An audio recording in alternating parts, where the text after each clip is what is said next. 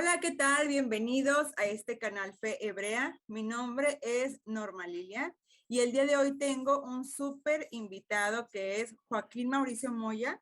Él es un académico independiente que lleva más de 10 años trabajando en la investigación y enseñanza de historia y arqueología bíblica, coordinador de voluntarios en las excavaciones arqueológicas en Tel Burna, en Israel, y que actualmente se desempeña como conferencista en estas disciplinas. ¿Cómo estás, Joaquín? ¿Cómo te encuentras? Hola Norma, muy bien, muchas gracias, gracias por la invitación.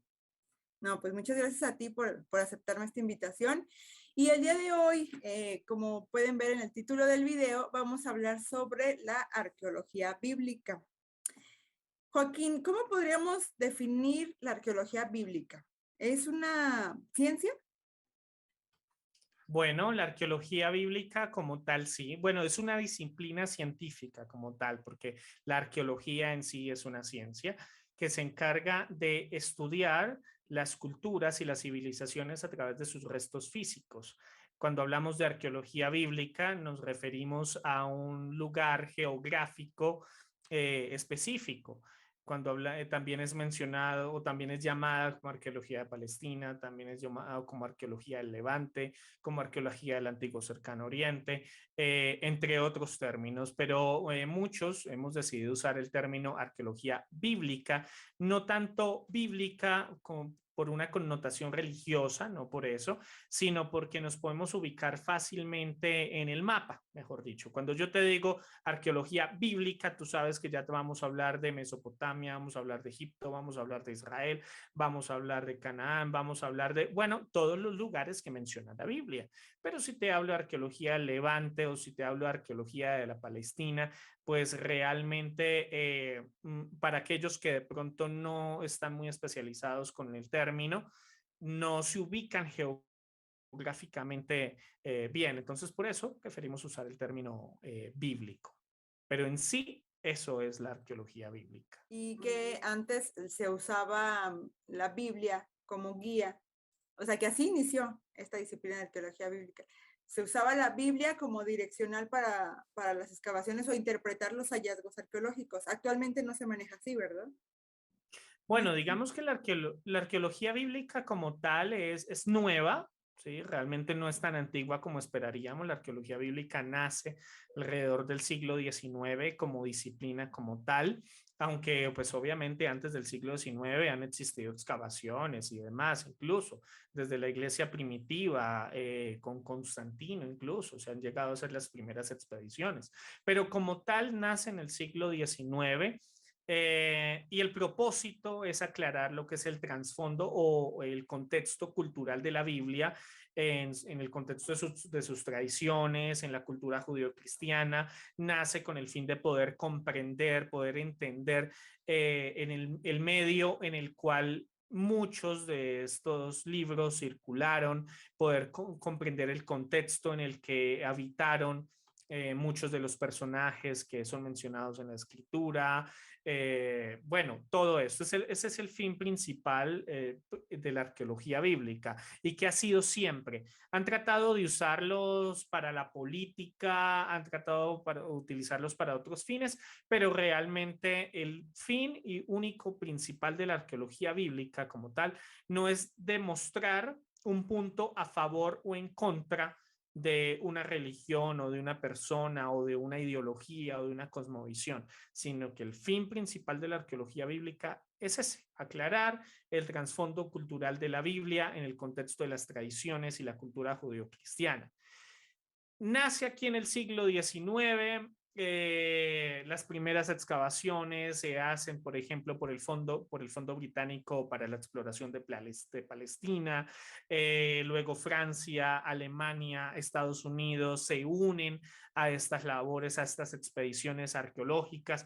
Y pues bueno, a lo largo de toda esta historia que te estoy contando, nacen figuras prominentes de la arqueología bíblica, como por ejemplo tenemos nosotros a Pierre-François Bouchard, que fue quien descubrió la piedra Rosetta, tenemos a Flinders Petrie, que en 1896 descubrió la famosa estela de Israel o la estela de Merneptah, que es donde se hace la primera mención del pueblo de Israel, la primera evidencia arqueológica que tenemos del nombre de Israel por fuera de la Biblia. John Garstan en 1901 también él descubre la estela de Sebekuk. Y bueno, así tenemos William Foswell Aldrich, que fue creo que el que tú estabas mencionando, que hasta la Primera Guerra Mundial también hizo varios descubrimientos arqueológicos. Pero bueno, ahí va, te puedo ir nombrando cada uno de los excavadores y arqueólogos más importantes del siglo XIX hasta la actualidad, claro. Ok, muy bien. Y en esto de la arqueología bíblica, he leído, no sé si esté bien el término, que hay dos escuelas de interpretación o de acercamiento, no sé cómo sea el término adecuado, pero que uno es el minimalismo y el otro es el maximalismo. ¿Me podrías definir de qué se trata para que la audiencia también que no, o que desconocemos estos términos nos quede más claro de qué se trata? Bueno, en síntesis tenemos, bueno, primero el minimalismo, que también es conocida como la Escuela de Copenhague.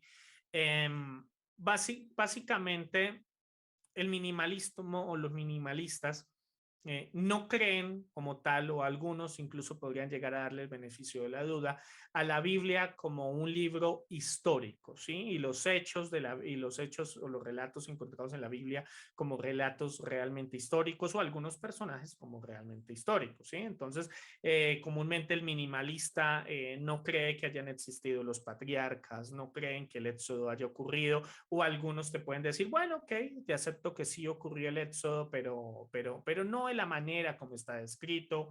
Tenemos minimalistas que incluso llegan a rechazar muchas historias que tenemos nosotros en la escritura.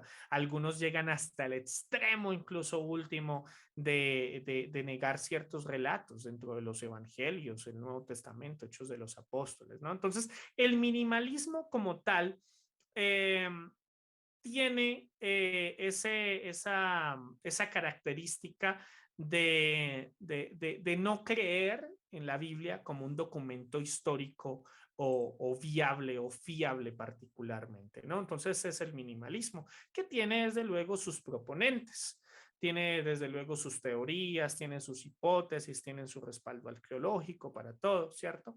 Y por otro lado tenemos los maximalistas, los cuales sí aceptan la Biblia como una fuente de hechos o sucesos reales. ¿Sí? Entonces tenemos los maximalistas que en contrario a los minimalistas te dicen el éxodo sí ocurrió, los patriarcas sí existieron, Moisés sí existió, Josué existió, y bueno, y todo lo que podemos encontrar en la escritura, ellos te pueden decir, mira, el suceso es real, solo que en algunos de ellos no tenemos el sustento físico, es decir, no tenemos la evidencia arqueológica, pero hasta ahora puede que en algún momento nos sorprenda la historia con algún hallazgo que llegue a corroborar algún pasaje en cuestión. Entonces, básicamente esa es la diferencia entre minimalismo y maximalismo, entre estas dos escuelas. Muy bien. Y en la academia en general, ¿por cuál se decantan más? Wow, no, pues pregunta difícil. Pregunta difícil, Norma, porque realmente, yo diría que en un 50-50 en realidad, ¿sí? Pues no tenemos un listado, o al menos yo no lo conozco, un listado de cuáles son. Este es el listado de minimalistas, este es el listado de maximalistas, como para poder comparar cuántos hay de cada uno, a ver cuál es el equipo más grande que gana el partido. Pero no, pues cada uno tiene sus proponentes. Por ejemplo, en el minimalismo, uno de los componentes más importantes, de hecho, al menos en la actualidad, es Israel Finkelstein, por ejemplo. Es uno de los minimalistas, al menos más reconocidos. También tenemos a Niels Lemche, tenemos a Thomas Thompson, que también forman parte de la escuela minimalista. por parte de la escuela maximalista tenemos a Kaiser, tenemos a Merrill, tenemos a Proban, tenemos a Long, tenemos a Longman, tenemos a Meyers, tenemos, bueno, mejor dicho, tenemos muchos también. Entonces es bastante complicado. Realmente ante un hallazgo arqueológico o más bien ante un hecho particular, lo que apelamos es al consenso académico, ¿sí? Ajá. Entonces, por ejemplo, vamos a el rey David. ¿Sí? Entonces hablemos del rey David. Entonces el rey David en algún momento de la historia no teníamos evidencia arqueológica acerca del rey David. No había una sola mención como tal a la dinastía davídica o más bien a la casa de David o más bien a David, hasta que hacia 1993-1994 se encuentra en Israel la famosa estela de Tel Dan, donde el rey Hazael de Aram de Damasco se jacta de haber acabado, de haber asesinado al rey de la casa de David. Entonces, a partir de ese momento, el rey David deja de ser un personaje legendario y ahora es un personaje histórico. Bien, entonces tenemos los minimalistas. Entonces los minimalistas o los maximalistas le dicen a los minimalistas, si ven, se los dije, el rey David es un personaje histórico y ustedes no creían. Los minimalistas dicen, ok, sí, es un personaje histórico, pero el rey David no era así de grande como lo menciona la Biblia. Seguramente era ahí un líder social que tenía sus 12 seguidores, sus 20 seguidores, pero no era el rey tan grande como lo menciona la Biblia, ¿no? Pero al menos ya aceptan que David como tal es una figura histórica, independientemente del tamaño de su reinado o no, ¿no? Y de hecho, David es solamente como un ejemplo, ¿no? Porque también tengo entendido que ha habido otros descubrimientos en que la escuela minimalista decía, no, tal cosa no sucedió y han tenido que reformular su propuesta porque pues los hallazgos han dado evidencia de que sí. Claro que sí, Norma. De hecho, los hititas en algún momento, los hitistas de hecho fueron un pueblo no reconocido históricamente. Se creía que estos personajes que tuvieron un contacto tan cercano a figuras tan antiguas como Abraham, por ejemplo, tan cercanas como Salomón, como el rey Salomón, como el rey David, sí, estos personajes o más bien esta población no teníamos evidencia arqueológica tampoco. Y entonces, por eso decían, no, la Biblia se inventó estos personajes, realmente son un mito, son un pueblo legendario. Hasta aquí, hoy en día, ¿qué tenemos? Hoy en día tenemos el templo de Hattusa, que es un templo hitita, que es gigantesco, es enorme, es grande. Tenemos el tratado de Kadesh, que es el tratado de paz más antiguo que se da entre Ramsés II y precisamente los hititas.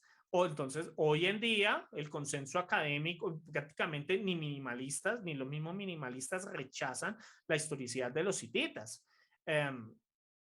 Te tengo otro ejemplo, Poncio Pilato. Poncio Pilato solamente teníamos menciones históricas. Flavio Josefo te mencionaba a Poncio Pilato, los evangelios te mencionaban a Poncio Pilato. Otros historiadores romanos te hablaban de Poncio Pilato, pero no se reconocía a Poncio Pilato 100% como una figura histórica porque no teníamos evidencia arqueológica.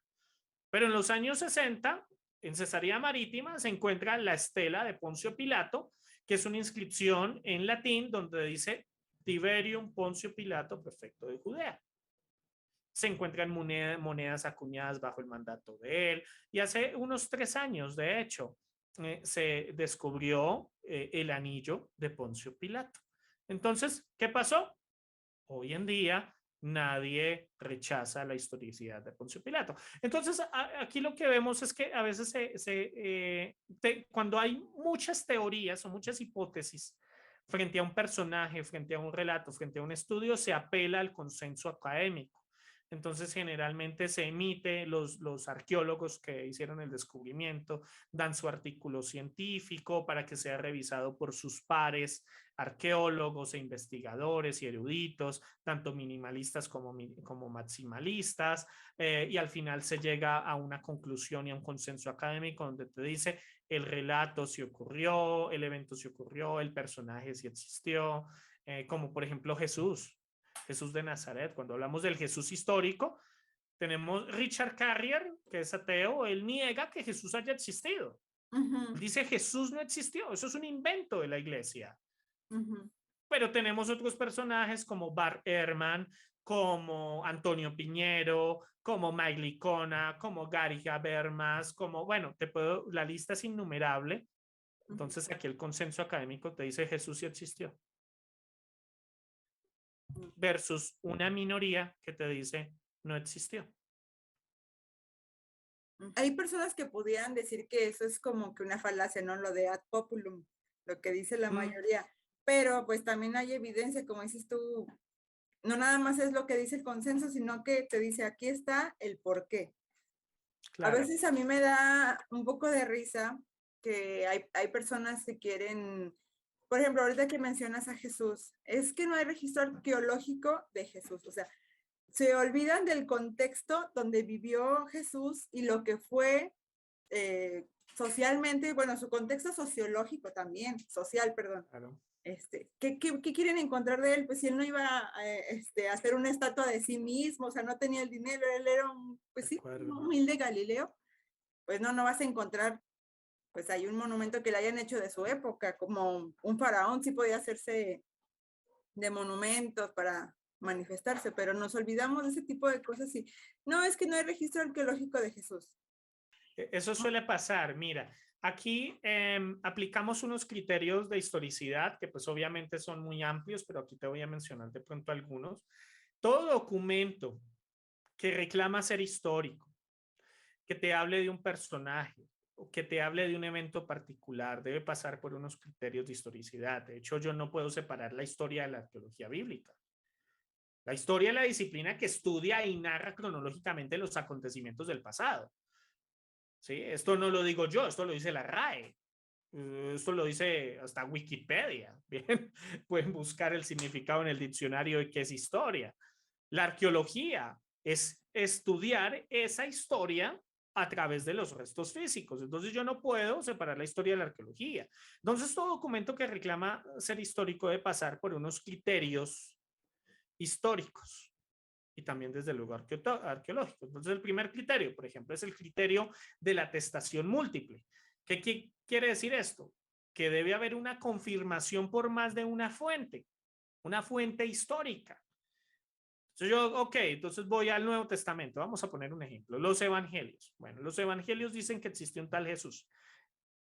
Y entonces los evangelios me dicen que este tal Jesús hacía milagros, que hacía hazañas sorprendentes, o al menos unas hazañas que las personas de su época consideraban milagros, ¿sí? Que tuvo un ministerio, que fue crucificado, que fue sepultado y que la tumba está vacía. Bien, entonces, aparte de los evangelios, tenemos otra fuente ajena a la Biblia que me hable acerca de esto. Claro que sí. Tengo a Plinio, tengo a Tácito, tengo a Flavio Josefo, tengo Mara Bar Serapion, tengo el Talmud babilónico. Tengo muchas fuentes que me hablan acerca de que incluso Jesús fue sentenciado por Poncio Pilato. Tenemos el criterio del rechazo, que tiene que ver con esto, pero es todo lo contrario. Es decir, no debe ser discutida por ninguna fuente antigua. Es decir, si Jesús no existió y no hizo milagros y no tuvo un ministerio y no murió y la tumba no está vacía, debe haber al menos un solo registro que diga lo que esos cristianos están diciendo es falso. Lo que esos cristianos están creyendo realmente nunca ocurrió. Ese tal Jesús el cual están mencionando nunca existió. Pero no tenemos ninguna fuente antigua que discuta o que rechace, por eso se llama criterio del rechazo, estas creencias. Tenemos el otro que es el criterio de la coherencia. Y aquí interviene un poco la arqueología, y es que el relato, lo que se me está mencionando, debe encajar con otros elementos históricos. Me habla un Poncio Pilato, ¿tenemos evidencia arqueológica? Sí. Tengo un Caifás, ¿me habla evidencia arqueológica? Sí. Tengo una tumba donde fue sepultado Jesús. ¿Está vacía? Sí. Tengo, la Biblia me habla de un tal Ezequías. ¿Tengo evidencia arqueológica? Sí. Geográficamente, ¿los lugares que menciona la Biblia realmente existen? Sí. ¿Están ubicados en el lugar donde dicen que están ubicados? Sí. Ok, entonces se encaja con otros elementos históricos. Y así el criterio bibliográfico, ya como para terminar, el criterio bibliográfico entonces ya tiene que ver con cuántos manuscritos tenemos, de qué época datan, qué tan cercanos son al original, es decir, a la fuente principal, cuánto tiempo hay entre el original y la copia, hay diferencias entre los manuscritos, no hay diferencias, en eso interviene un poco la crítica textual. Entonces, cuando nosotros tomamos la Biblia y la comparamos con, o los relatos de la Biblia, los personajes de la Biblia, las comparamos o los pasamos por este filtro de criterios, entre otros, porque hay más, pues cumple con los requisitos, mejor dicho, ¿sí? Cumple con los requisitos allí. Obviamente, no voy a decir mentira, no voy a decir, no, que absolutamente todos los relatos que hay en la Biblia, todos los personajes que hay en la Biblia tenemos evidencia arqueológica, porque no lo tengo. De los patriarcas no tenemos evidencia arqueológica, de Moisés no tenemos evidencia arqueológica y de otras personas no tenemos evidencia arqueológica. Pero hay que tener en cuenta lo que tú estabas diciendo. Por ejemplo, personajes como Abraham, muchos dicen, Abraham no existió porque no hay evidencia arqueológica. Sí, pero sé realista. Abraham no era un emperador, Abraham no era un rey, Abraham no era un general, mejor dicho, Abraham solamente era importante para su pueblo, para nadie más. Para su caravana, que salieron de Uros. Sí, y tenemos que el primer mandamiento de su pueblo es no hacerse imágenes. Entonces, a ver, ¿creen que este pueblo que se esmeraba por cumplir la ley iba a ser una estatua para alabar a Abraham? O más bien, ¿creen que Abraham lo haría según lo que nos dice el relato bíblico de cómo era la persona de Abraham? ¿Creen que a Abraham le importaba ser reconocido por la posteridad? No, eso no les interesaba realmente. Ellos, lo que nos dice la palabra, y esto tiene que ver, ya vemos, es un contexto más teológico, lo que les importaba era compartir el mensaje de Dios, nada más. Pero a ellos no les importaba. Entonces, hay que ser realistas también. Hay que ser realistas. ¿Debemos retener nuestro escepticismo? Sí, de hecho yo soy una de las personas que dice que cuando estudies la Biblia, cuando estudias arqueología bíblica, cuando estudias historia bíblica, retén un poco tu escepticismo para que, como decimos acá en Colombia, no comas cuento, ¿sí? No todo lo que te estén diciendo lo creas ciegamente. No, debes retener un poco tu escepticismo, debes cuestionar, debes estudiar, debes profundizar. Y te lo dice una persona que fue atea, ¿sí? Porque yo no siempre fui cristiano, yo fui ateo y de hecho yo llegué al cristianismo estudiando historia y arqueología bíblica particularmente, con el fin de tratar de refutar el cristianismo, ¿sí? Eso es algo que, por ejemplo, no se debe hacer, porque como decía al principio de esta entrevista, el objetivo principal de la arqueología bíblica, o más bien, ¿qué no hace la arqueología bíblica? El objetivo de la arqueología bíblica no es confirmar ni refutar. Confirmar ni refutar. Ese no es el objetivo de la arqueología bíblica. Pero pues igual M aquí. Muy bien. Otra cosa, hay un dicho popular, la historia la cuentan los ganadores. Y eso también nos ubica un poco o nos hace ver cómo debemos de interpretar lo que encontramos arqueológicamente. Y voy a poner un ejemplo, no sé si yo estoy mal, pues me corriges tú, que sabes un poco más. En la estela de Sennacherib, creo que es, donde habla que tiene sitiada la ciudad de Jerusalén. Sí, ¿sí sabes cuál es? Dice que él encerró al rey de Judá como un pájaro en su jaula. y estuvo sitiada la ciudad. O sea, esa es su versión. Sí. Es su versión. Pero la versión del rey de Judá es, estuvimos resistiendo hasta que se fueron. Claro. Que Entonces, es el rey Ezequías. el rey Ezequías. Y muchos dicen, ah, ves, es que no es cierto porque él dice esto y esto lo dijo fulanito y este dice la verdad porque la Biblia no, la Biblia miente. Pero no, o sea, realmente también cada uno daba la versión que le convenía. Como Ramsés, que dice que él solo venció a los hititas. Él dice que él solo los venció. O sea, eso es ilógico. Él no pudo pararse delante del ejército y vencerlo, sino que es, su versión tenía tintes también políticos, por eso lo plasmaban así. Entonces, cada quien también daba su versión y la versión que le convenía, ¿no? Claro. Es que mira, independientemente de, tomando el ejemplo de Sennacherib, ¿sí? Que eso fue en el año 701 antes de Cristo. Y este relato lo encontramos en Segunda de Crónicas. Esto es contra el rey Ezequías de Judá. Independientemente de si pasó un ángel y acabó con el ejército o no pasó el ángel, independientemente de si quieres creer o no quieres creer en eso. Tenemos evidencia arqueológica del sitio de Jerusalén por parte de Sennacherib. Y eso es incuestionable. Y no solamente tenemos esa evidencia arqueológica, sino tenemos evidencia arqueológica de la resistencia de Ezequías. De hecho, puede decir, hoy en día en Jerusalén que encontramos un túnel submarino que trajo agua hacia el lado sureste de la ciudad de David y el estanque de Siloé. Entonces, hoy tenemos evidencia arqueológica del túnel de Ezequías.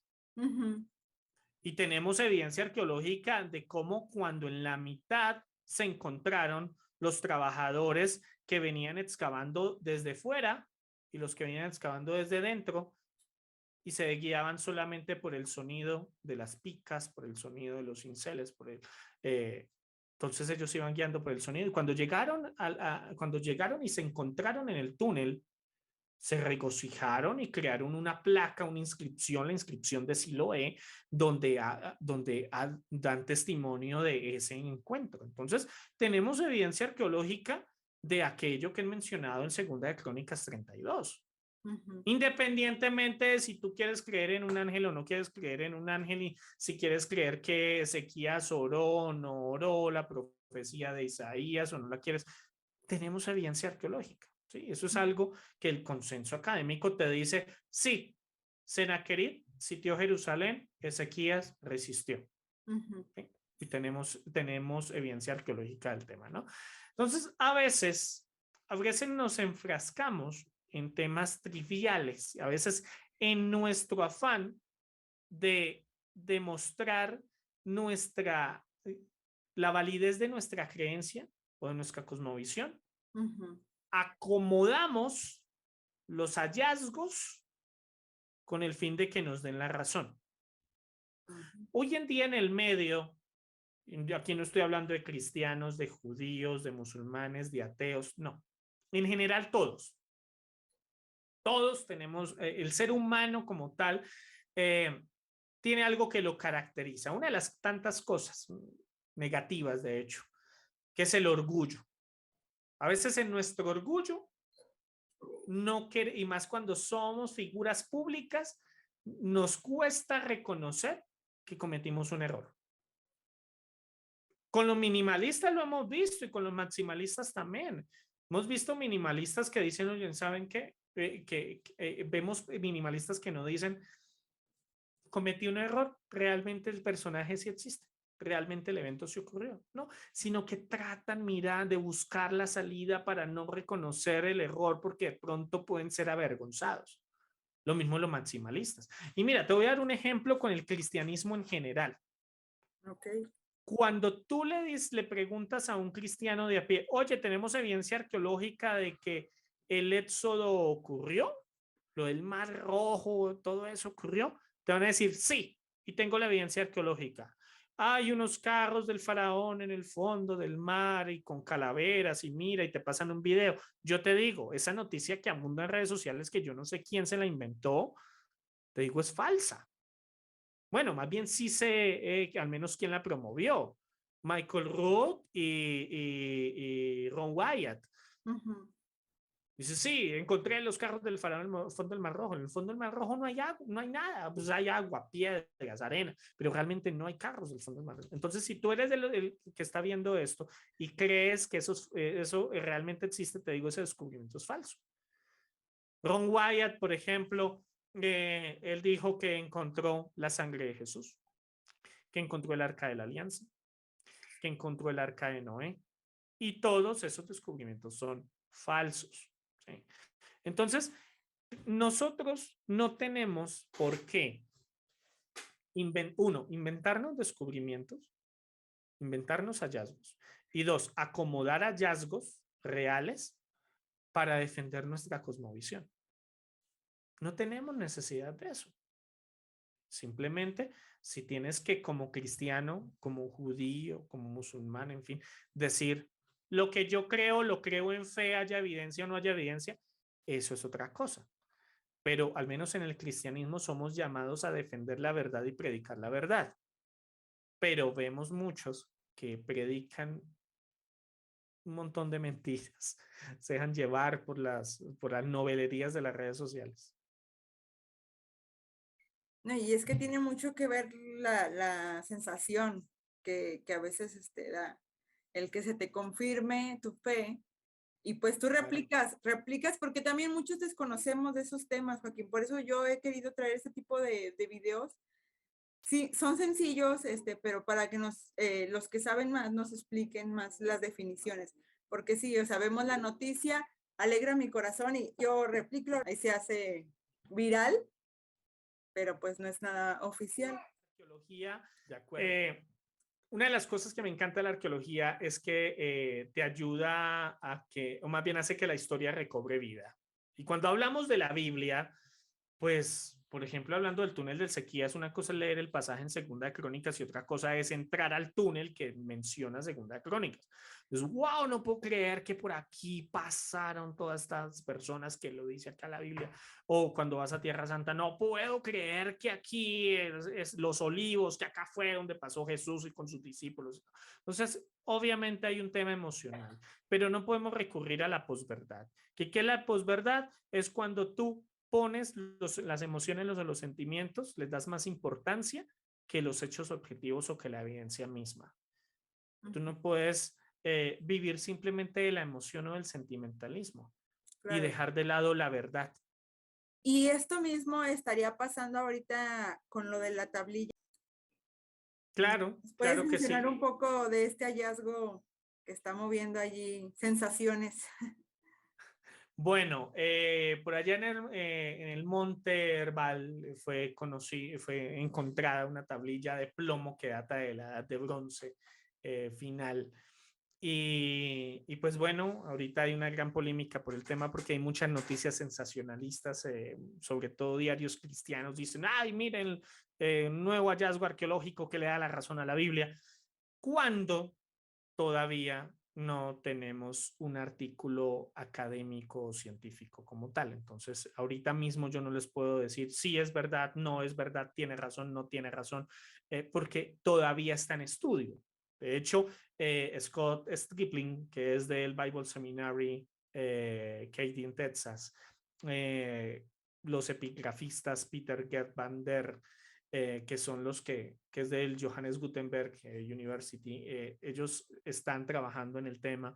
Ellos han dicho que este año, no han dicho cuándo van a exponer su artículo académico o científico más bien, para que sus pares científicos y arqueólogos den sus opiniones acerca de esto.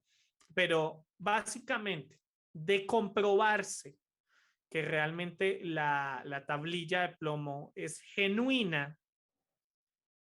Bueno, primero, porque muchos dicen, no, pero la tablilla, ¿qué dice, no?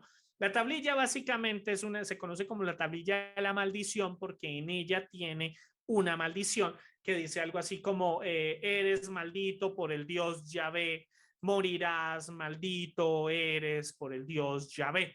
Entonces, si si se corrobora que la tablilla es original, esto respaldaría las declaraciones que encontramos en el Antiguo Testamento, tanto en Deuteronomio 27 como en Josué 8, que describen este monte como un santuario ritual, Mm. Esto quiere decir que esta sería evidencia arqueológica de, primero, cuando el pueblo de Israel, basado en el modelo de conquista, porque tenemos alrededor de 3 modelos teóricos, hipotéticos de cómo el pueblo de Israel entraron, que es el modelo de conquista, que es el modelo bíblico, el modelo de asentamiento gradual, el modelo interno, ¿sí? Pero bueno, no vamos a hablar acerca de esto. Pero hablando del modelo de conquista específicamente, demostraría que cuando el pueblo de Israel entra a tomar posesión de la tierra prometida, estoy hablando de la historia de Josué, esto demostraría que para esa época estos israelitas ya tenían cierto nivel de alfabetismo, ¿sí? Sabían leer y escribir, como para escribir esta tablilla. Segundo, demostraría que el Dios de los israelitas, como Yahvé, ya era adorado y ya era alabado para esta época. ¿Sí? Ujú. Básicamente estamos hablando de aproximadamente unos 200 años de antigüedad. Es decir, estamos hablando que esto podría llegar a demostrar que en los relatos bíblicos o la misma Biblia podría llegar a ser mucho más antigua de lo que se presume actualmente. ¿Sí? Pero todavía estamos esperando cuál va a ser el artículo científico. ¿Sí? Porque ya algunos han dicho, no, la tablilla es falsa. Otros han dicho, no, es que no, realmente puede que no sea ese el texto que tiene ahí, realmente puede que no diga llave, sino que diga otra cosa. No, puede que date de otra época, no necesariamente de esa época. Entonces, hay muchas preguntas y esas preguntas solamente se van a resolver cuando el artículo científico salga a la luz como tal. Pero por ahora, el anuncio por parte de los arqueólogos que descubrieron la tablilla ya se hizo.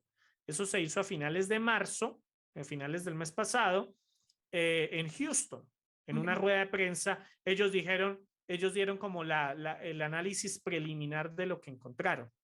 Y esa fue que es lo que yo les estoy diciendo. Pero todavía hay que esperar y hay que ser un poco precavidos con la noticia como tal. Sí. Y sobre todo porque no se encontró en el lugar de los hechos, sino que era parte de la basura, se podría decir, de unas excavaciones anteriores, ¿verdad? Así es, así es. Entonces, hay muchas preguntas. Siempre que se hace un hallazgo arqueológico, hay muchas preguntas. Por ejemplo, los manuscritos del Nuevo Testamento, la gran mayoría se encontraron en basureros, en Oxirrinco, sí, en Egipto. La mayoría se encontraron en basureros. Luego se hace el análisis científico y todo lo demás y bueno, hoy en día tenemos los resultados, que algunos resultaron en plagios. De hecho, hubo hace unos años una gran polémica con el Museo de la Biblia en Washington, donde la mayoría de manuscritos que estaban allá guardados en ese museo resultaron ser falsificados, resultaron ser falsos, por la manera en cómo se adquirieron. Entonces, hoy en día tú entras ¿cómo es que se llama? A eBay o entras a Mercado Libre y buscas ahí en inglés manuscritos bíblicos, vas a encontrar así un montón de manuscritos que te los venden a cualquier cantidad de dólares. Si encuentras hasta manuscritos que te lo venden en $500, en $100. Eh, pero la mayoría de esos son falsificaciones. Entonces, a veces un descubrimiento se cuestiona por la procedencia del mismo. Cuando el hallazgo no se encuentra in situ, es decir, en el lugar, ahí, mejor dicho, metí la pala, la pica, salió el artefacto.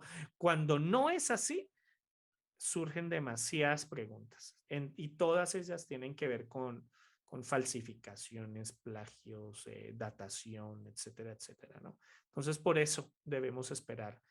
Yo diría que incluso, Norma, los medios de comunicación fueron un poco prematuros al difundir la información, ¿sí? Porque ya encontramos no, títulos sensacionalistas como y la Biblia tenía razón. Pues digo, no, tampoco. Esperemos porque ¿qué pasaría si no es real? si no es confiable. Entonces, como tendríamos que cambiar entonces ahora el título de la noticia, La y la Biblia tenía no razón. tenía razón. Sí, no, entonces hay que esperar, ¿no? Muy bien, Joaquín, pues como dices, debemos de ser muy precavidos con todas esas noticias que van surgiendo y no estar replicándolas nada más porque, ya me emocioné y, bien feliz allí, debatiendo.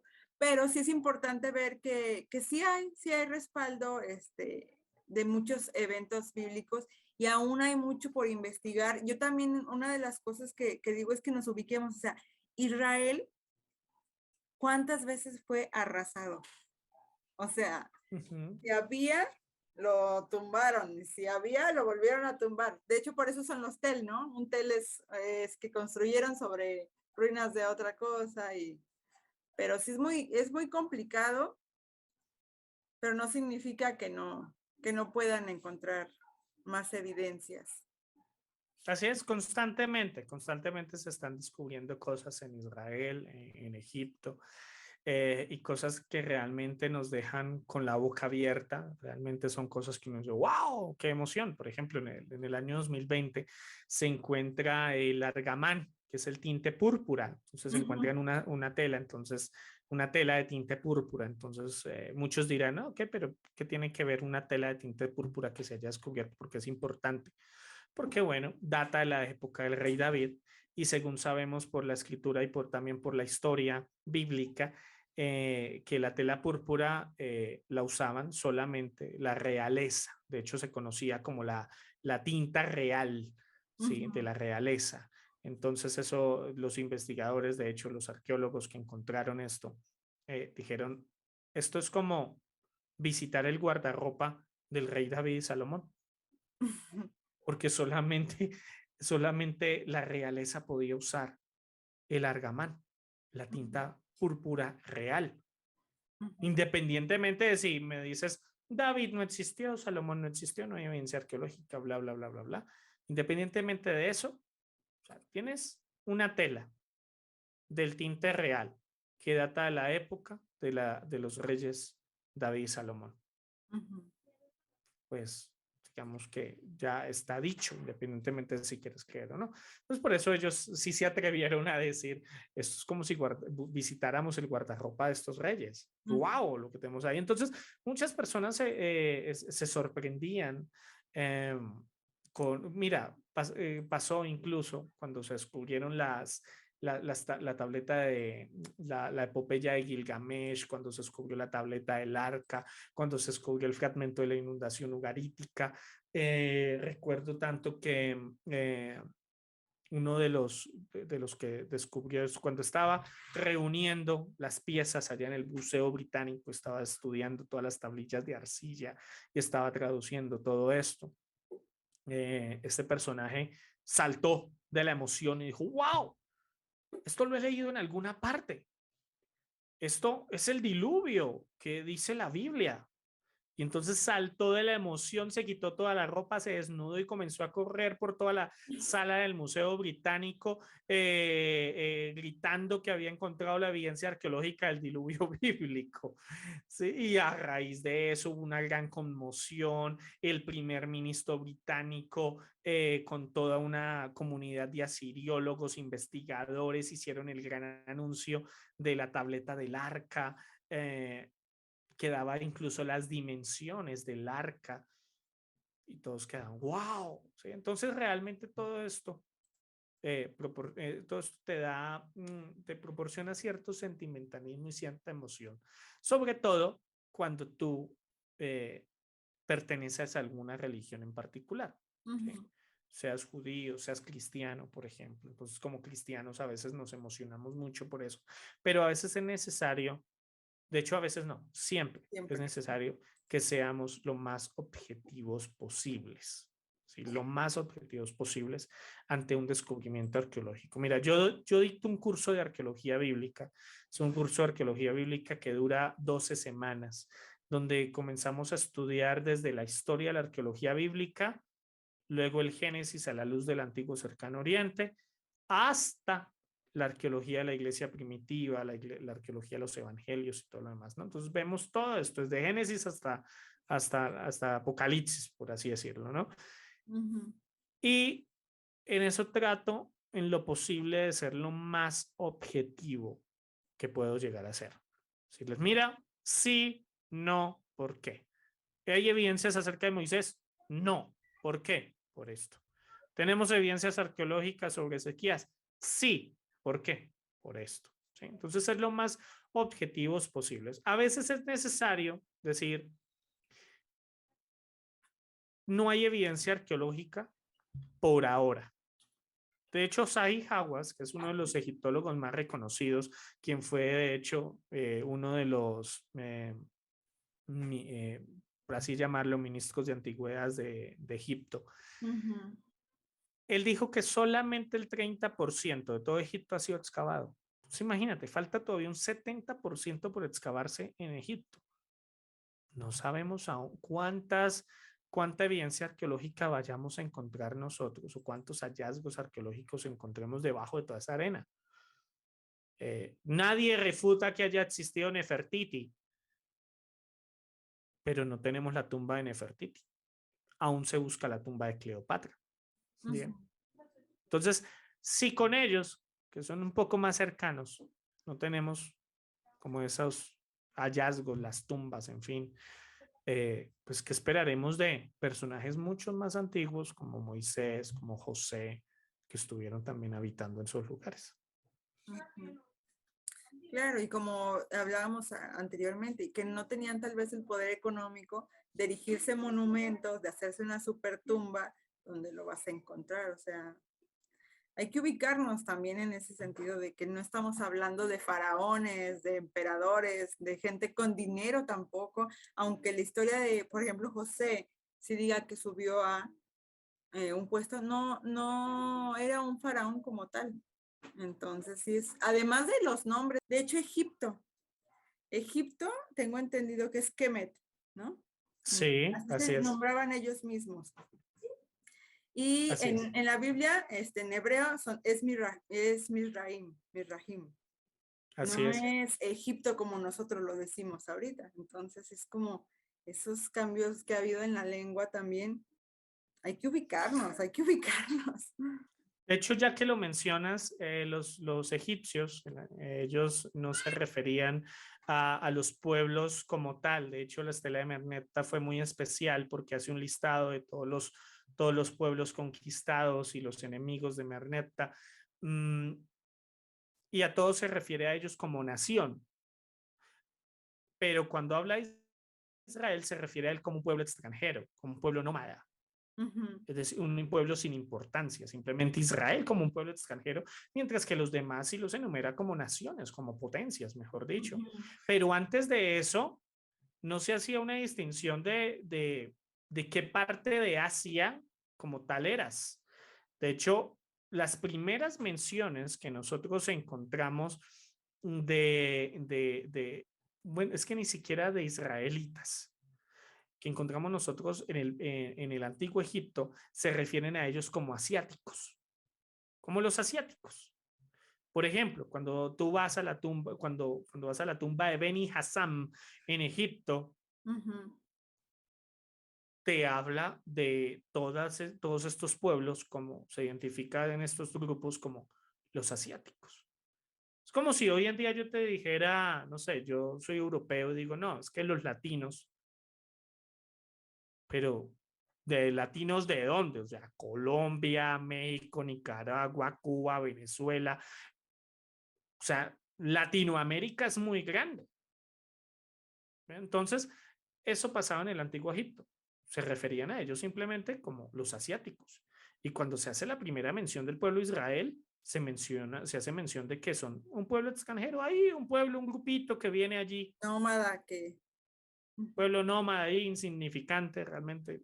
Lo vamos a poner acá en el listado como para llenar, darle fin a la estela, porque de hecho aparece finalizando la estela. Sí.